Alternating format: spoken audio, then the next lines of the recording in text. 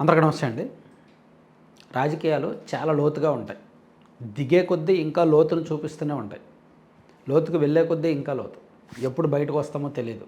మునిగిపోయే ప్రమాదాలు కూడా ఉంటాయి. రిస్క్ ఎక్కువ ఉంటుంది. సో బహుశా తమిళ అగ్రనటుడు విజయ్ ఇవన్నీ తెలిసే రాజకీయాల్లోకి వచ్చి ఉంటాడు. రాజకీయాల్లోకి వచ్చిన వాళ్ళు ఎవరైనా ఇవన్నీ తెలిసే వస్తారు. కాకపోతే వాళ్ళ మైండ్లో ఏముంటుందంటే తనకున్న క్రేజు, ఎందుకంటే జనంలోకి వెళ్తే విపరీతమైన లక్షలాది మంది చుట్టూ రావడం, ఆ క్రేజు, ఆ మాస్ ఫాలోయింగ్తో ఓట్లు పడతాయి కదా, సో ఖచ్చితంగా కింగ్ అవ్వచ్చు లేదా కింగ్ మేకర్ అవ్వచ్చు అనే ఒక ఆలోచన, ఆ ట్రాన్స్లో వాళ్ళు రాజకీయాల్లోకి దిగుతారు. కొంతమంది చేతులు కాల్చుకుంటారు, కొంతమంది సక్సెస్ అవుతారు. సో సక్సెస్ అయ్యే వాళ్ళు చాలా తక్కువ. అప్పట్లో ఎన్టీఆర్ గారు, ఎంజీఆర్ గారు వాళ్ళు సక్సెస్ అయ్యారు. తర్వాత జయలలిత గారు సక్సెస్ అయ్యారు. తర్వాత చిరంజీవి గారు ఫెయిల్ అయ్యారు. ఆ తర్వాత ఆయన కాంప్రమైజ్ అయ్యారు. ఫెయిల్ అయ్యి తర్వాత కాంప్రమైజ్ అయ్యారు. పవన్ కళ్యాణ్ గారు చాలా జాగ్రత్తగా అడుగులు వేసి వేసి వేసి సక్సెస్ అయ్యారనమాట.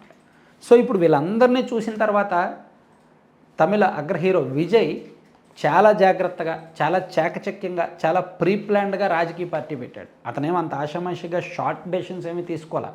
తన రాజకీయ పార్టీ పెట్టడానికి ఒక 3 ఏళ్ల ముందే జిల్లాల వారీగా తన ఫ్యాన్స్ని యూనియన్స్గా తయారు చేసి పబ్లిక్ సర్వీస్లో పిఆర్ అంటే పబ్లిక్ రిలేషన్స్ పెంచుకునేలా చేసి, రకరకాల సేవా కార్యక్రమాలు చేయించి, ఆ అటాచ్మెంట్ పెంచుకునేలా చేసి, పొలిటికల్గా ఎలా ఉంది, గ్రౌండ్ లెవెల్లో ఎలా ఉంది, జిల్లాల వారీగా ఎలా ఉంది, నియోజకవర్గాల వారీగా ఎలా ఉందని తెలుసుకొని, మరోవైపు సెఫాలజిస్ట్ ప్రశాంత్ కిషోర్ లాంటి సెఫాలజిస్ట్ని పిలిపించుకొని ప్రతి నెల అతని నుంచి నివేదికలు పొంది, సర్వే రిపోర్టులు పొంది, చాలా టైంకి అతను పార్టీ అనౌన్స్ చేసి జనంలోకి వెళ్తూ వచ్చాడు. అందుకు తను అనుకున్నట్టే విజయ్ గ్రాఫ్ కూడా బాగానే ఉండేది.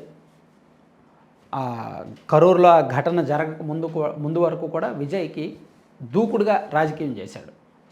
చాలా అగ్రెసివ్గా మాట్లాడాడు. అటాక్ మోడ్లోకి వెళ్ళాడు.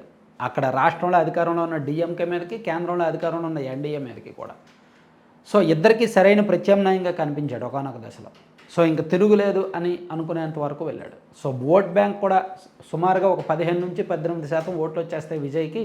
సీట్లు కూడా ఒక 30-40 సీట్లు వచ్చేస్తాయి. ఇంక తిరుగులేదు, తమిళ రాజకీయాల్లో కింగ్ మేకర్ అవుతాడు. సో ఇద్దరిలో ఎవరికి అధికారం కావాలన్నా విజయ్ దగ్గరికి వెళ్ళాల్సిందే, కాబట్టి విజయ్కి సీఎం సీట్ ఇవ్వాల్సిందే అనుకునేంతగా జనంలో ప్రాచుర్యం పొందాడు. కానీ కరూరు ఘటన, తొక్కిసలాట ఘటన ఒక్కసారిగా విజయ్ని వెనక్కి లాగింది.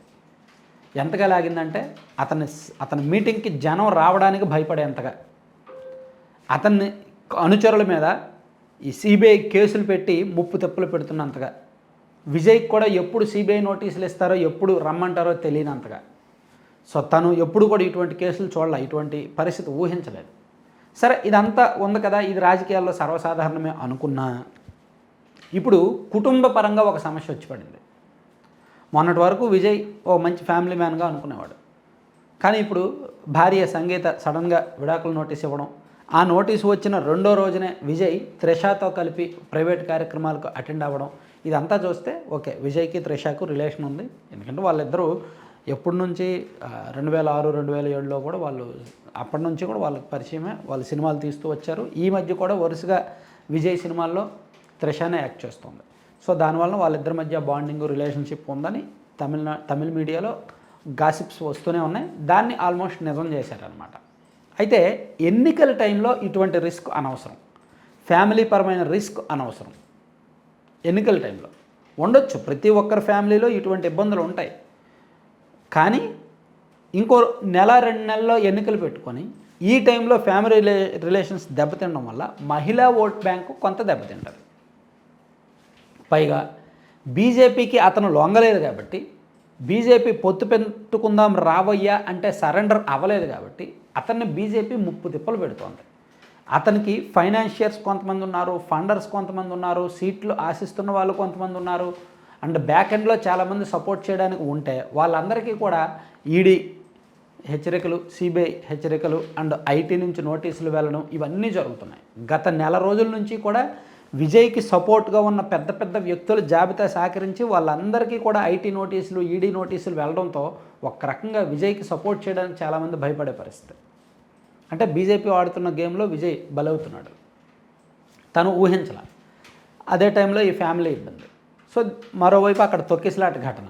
ఇలా గడిచిన 3 నెలల నుంచి కూడా విజయ్ గ్రాఫ్ డౌన్ అవుతూ వస్తుంది. సో ఒకానొక దశలో 15% అబోవ్ 18%, 20% వరకు ఓట్ బ్యాంక్ ఉంటుంది అనుకున్న విజయ్ ప్రస్తుతానికి ఒక 10 to 12% ఉంటుందేమో, సీట్లు కూడా ఒక అరౌండ్ ఒక 12 నుంచి 15% సీట్లు వస్తాయేమో అని అంటున్నారనమాట.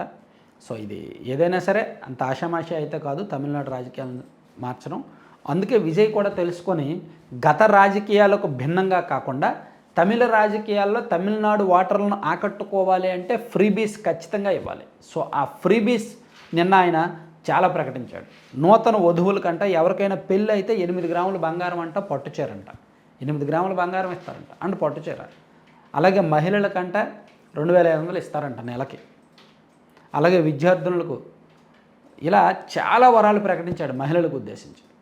సో మొత్తానికంటే ఈ పాతకాలం ఇంతకుముందు తమిళనాడులో రాజకీయ పార్టీలు ఏదైతే ఈ ఫ్రీ బీస్ని ఫాలో అవుతున్నారో దానికి మించి విజయ్ ఇచ్చిన వరాలు ఉన్నాయి. కొత్తదనం ఏమీ లేదు.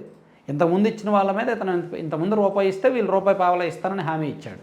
అందులోకి 8 గ్రాముల బంగారము పట్టుచీర అనేది కాస్త టెంప్ట్ చేసే, మహిళలకు బంగారం అంటే మోజు ఉంటుంది కదా. సో అందులోకి కొత్తగా పెళ్ళైన ప్రతి ఒక్కరికి 8 గ్రాముల బంగారం పట్టుచీర అనే హామీతో ఇప్పుడు ఒక్కసారిగా విజయ్ కొత్త చర్చకు దారితీశాడు అనమాట.